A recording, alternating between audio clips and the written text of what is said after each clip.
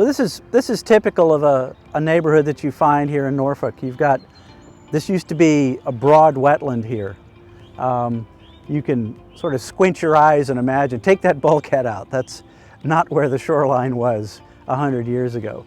But this used to be a broad marsh inlet. What they did was they filled in and put the bulkhead in and built this neighborhood out. Probably, I think from what I've seen, it's 1910, 1920s. Somewhere in there was when it started. And you can see examples of sort of the issues that you start to run into in these neighborhoods. Again, this neighborhood floods frequently. It's nuisance flooding, you hear that term a lot. Well, this is sort of the poster child for nuisance flooding. And a lot of these properties will lose the ability to drive up those streets. Those streets will get closed off. So this is a sort of typical waterfront that you get in an area that used to be a wetland that got filled in. And as I've said before, you know, as the water comes up, it's starting to fill those wetlands up with water as well. Because these bulkheads don't go all the way down. The water comes up and it finds its own level. It comes in underneath the bulkheads and starts filling in. So some of these areas that we've looked at that are being converted into wetlands, that's why. The water is simply literally coming up out of the ground. And some of the other things that you see here, there's a house for sale back here. There's very little disclosure about flood risk. Unless that house has, well, until this year there was no disclosure of flood risk to somebody who was buying that house. But even this year, unless that house has had a lot of flood losses, the new buyer wouldn't know about it. So one of the problems we have, especially in a town that turns over so often because of military transfers, is people moving in and out of houses that flood, and they have no idea that it's going to flood until the first flood hits. The issues along here are, for the city, are replacement of these roads or elevation of these roads, replacement of this bulkhead. But you can see that this is setting up to be a very, very expensive situation for the city of Norfolk and for these residences. Some of these houses have been elevated due to their having flood losses in the past. There's a house up there on the end, it's a new house. That was a vacant lot towards the end of that point. But because it was already platted, the city had no ability to prevent somebody from building a new house in the flood zone.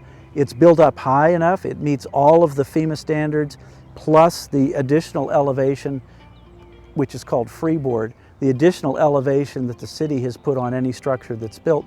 But, you know, if you're looking at this whole neighborhood, this is probably not a neighborhood that you want to put a lot of new houses into, but the city's hands are tied because the legacy designation of that lot as being permitted to have a house, the only way the city could keep that house from going in is to buy that lot. Again, lots of little complex pieces going on here, and sort of a history that goes back 100 years that's setting the table for the problems that we have today.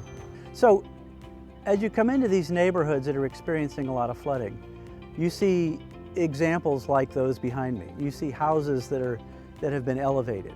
And let me explain what's going on here. So the Federal Emergency Management Agency maps these areas for flood risk, and they draw an elevation line that's basically where the big storm is going to come, the 100-year flood in this case. And that's the elevation above which you have to have your house built in order to be compliant with the National Flood Insurance Program. And all of these houses are supposed to have flood insurance, but here's a big secret, only about 30% of the houses in a floodplain actually do. But that's in a different video that my colleague Mary Carson Stiff will explain to you. So these houses here have to be built above the base flood elevation that FEMA sets. But in addition, the city of Norfolk has imposed over the years additional elevation as an additional margin of safety on these houses. So you can come into a neighborhood like this and look at the elevation. It's like reading tree rings. You can tell when those houses were elevated. And some of them weren't elevated at all. The houses that are damaged frequently, they're called repetitive loss properties, are eligible for federal money to elevate them up out of the floodplain. The National Flood Insurance Program says after a while, you know what, it's going to be easier for me to pay for you to raise your house out of the flood zone and eliminate the danger than it is for me to come in every few years and pay you for the contents of your house or to repair your house. So FEMA will help you elevate your home.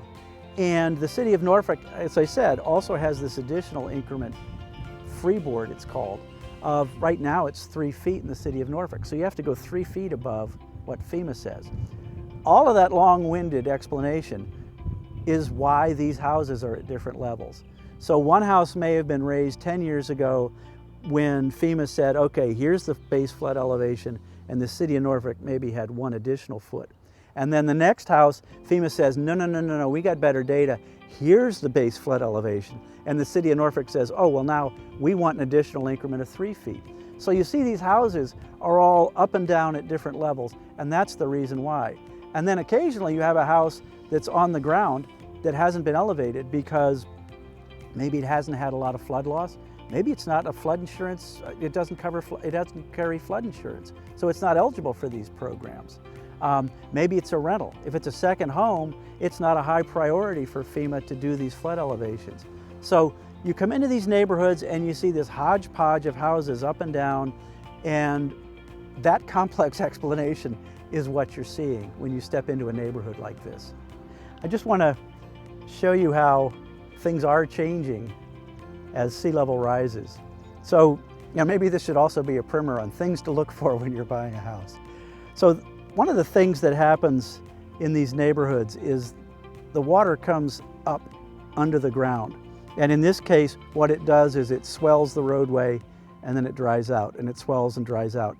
And over time, what you get is cracking in the pavement. And this is called alligator pavement. So if you see alligator pavement in a neighborhood, you know that there's a lot of tidal flooding going on, elevated tidal flooding. The other thing going on here is the water behind me. This water is here so often and so constantly that there are fish living on the streets in Norfolk. You have fish as roadkill. So this is also another sign that something is coming out of alignment.